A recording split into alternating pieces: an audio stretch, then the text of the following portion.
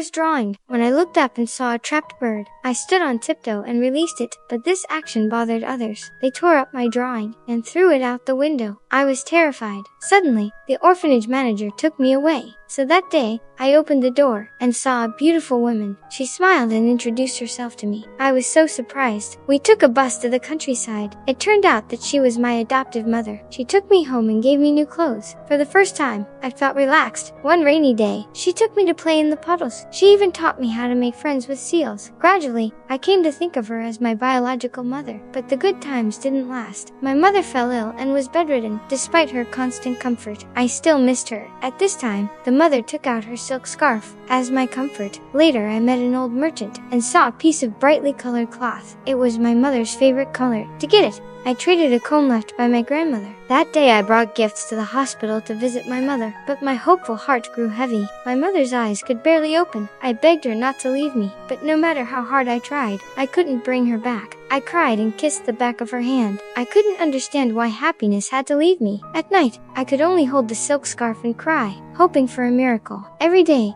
I hugged seals and called out to the sea for my mother. I believed she was there. One day, I was out in a small boat, but a storm hit. The waves completely overturned me. I struggled desperately and finally sank to the bottom. Fortunately, a group of seals arrived and rescued me from drowning. My adoptive father found me, picked me up, and stayed with me until I woke up. We held each other tightly. In that moment, we were each other's last family.